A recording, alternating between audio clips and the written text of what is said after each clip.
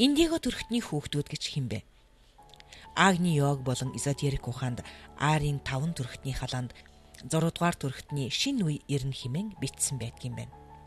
Үнэхээр энэ залт биелэлээ олж 20 дугаар зууны сүүл 21 дугаар зууны босгон дээр Индиго өнгийн аавра бүхий цоошин үеийн хүүхдүүд мэндэлцгээж эхэлжээ. Энергийн хувьд хамгийн хүчрхэг өнгө болох ийм туяаны аавраа нь зөнч мэрэгдийн ялгарах тэмдэг байсан гэж үздэг.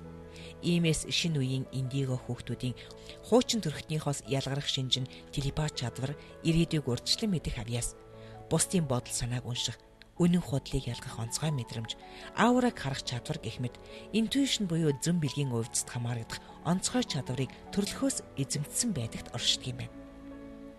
Ийм шинэ хүүхдүүд гариг дээр төрж эхлэн гэдгийг алдарт үзмэрч Ванга урдаас зөгнөн хэлсэн байдгийн байна.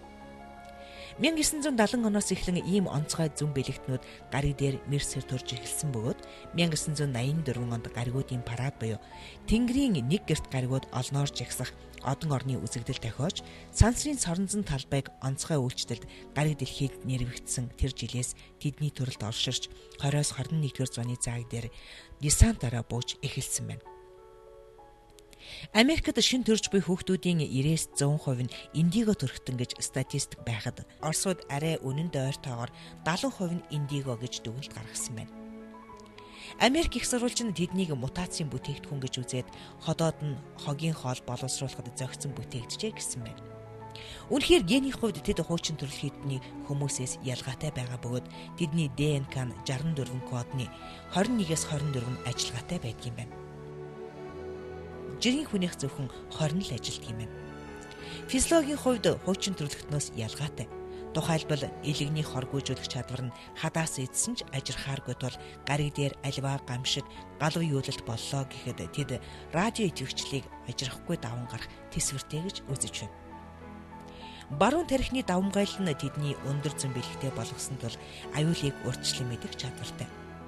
Энэхүү зүүн бэлэг дээр нь физиологийн хувьд онцгой тэсвэртэй байдал хоёр нийлээд тэднийг гаригийг нөмрөн айсвар байгалийн гамшигыг даван гарахад бэлтгэжээ гэсэн дүгнэлтэнд эрдэмтэд хүрсэн байна. Байгалаасаа сэтгэлийг мэдгэж болж төрсэн тэд бусдын бодол санааг төвөггүй уншиж худал хуурмгийг төвчдөггүй. Энэ нь гэлээч тэдний орчин хүрээлэлтэйгээ зөрчилдөхгүй, зохиролтой оршиход саад болдоггүй. Хамт олонны дунд тэд зөрчлийг унтраагчд байдаг бөгөөд энэ нь тэдний Индиго аавраа нь зөрчлийг шийдвэрлэж зохирол тогтоодог үүрэг бүхий туяа байдагтай холбоотой юм байна. Штутгарт хотын хүүхдийн эмч Хеннинг Кёллер онцлон тэмдэглэхдээ хүний тархины хувьсалд сүүлийн 20 жилд онцгой хурдсгал гарсан нь хүүхдүүдийн гой цодон байдлыг тайлбарлахад онц чухал ач холбогдолтой гэсэн байна. Тэрээр Мюнхний рационал сэтгэл зүйн институтын судалгаа гэж татжээ. Тэнд 1965 оноос хойш явуулсан судалгаанд үндэслэн эрдэмтэд дараах дүгнэлтийг хийсэн байна. Хүний тархи хурцгасан хэмнэлээр маш хүчтэй өөрчлөгдөж буйтвал 50 жилийн дараа гэхэд тархины өөр бүтэц бүхий хүмүүс бий болж өөрөөр хүртэн мэдэрч өөрөөр ажилдаг үеийнхэн ирнэ гэсэн байна. Индиго хүүхдүүд нь хүний тархины энэлж шин зохион байгуулалтын жишээ юм байна. Материаллык хөгжлийн давмгайлал буурч хүний оюунлаг хөгжил хүч төрөн эхэлж буй энэ цагийн элч болсон Индиго хүүхдүүд гариг дэлхийн хүн төрөлхтний найдвар гэрэл гигэн болно хэмээн эрдэмтэд үзэж байна.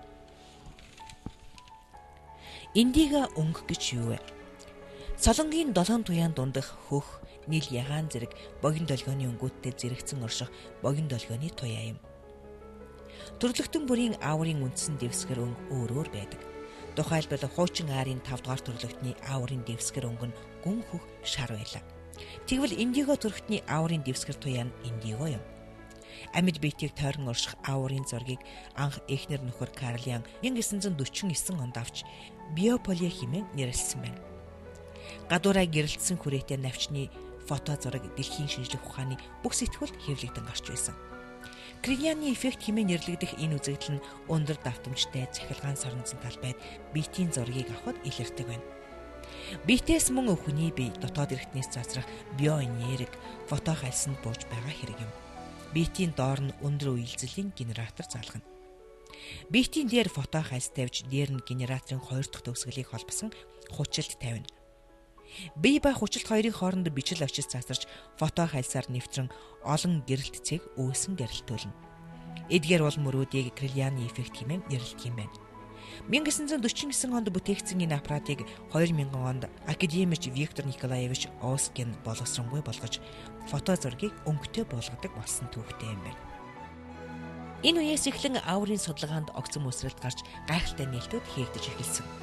Академич Оскин аурагийн фото зургийг дүрслэхдээ хүний арьсны топограф дүрслийн дэвсгэр дээр хурц тод буюу бүүдгэр гэхдээ ямагт гэрэлтсэн цогшсон анивсан хөдөлгөөнтэй эсвэл хөдөлгөөнгүй цахилгаан цэнгүүд дүрлзэн гэрэл цацрагж эсвэл гэрэлн бүүдийж байх юм.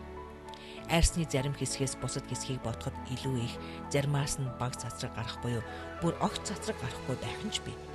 Энэ үзэгдлийг олон нийтэд үзүүлэх, ялангуяа олон хүнтэй танхимд бидний нэгний арьсны ердийн цацраг эмх замбраагүй болж өнгөгүй тодорхой бас танигдшгүй болтлоо хуурч байлаа. Аурын зургийн хамгийн чухал ололт бол өнөөх хүртэл даалд барьцгүй байсан хүний организмын дотоод байдлыг хальсанд болгох боломжийг олгосон явдал юм. Бидний туршилтаар нэг л хүний аурын зураг нь хүний сэтгэл санааны байдал илүү хүчтэй цацраг бүхий хэсгийн байрлалуудад хуурч байлаа хэмээн анх бичиж байсан байна. Шинэ хүүхдүүдийг индиго хэмээн нэрлсэн хүн бол NCN Tep хэмээх Америкийн нэртэй сэтгэл зүйч юм. Тэрээр сэтгэл зүйчээр зогсохгүй аурын өнгийг харах маш өндөр чадвартай нэгэн байлаа.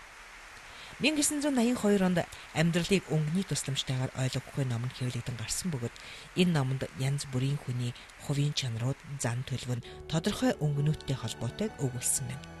Сүүлийн үед хүүхдүүдэд нэлээд их илрэх болсон өнгө нь индиго өнгө юм гээд эндээс үндэслэн шинэ үеийн онцгой хүүхдүүдийг индиго бүлэгт хамруулсан байна. Энэ ном хэвлэгдэн гарснаас хойш шинэ үеийн зөн бэлэгт хүүхдүүдийг индиго хүүхдүүд хэмээн нэрлэх болжээ.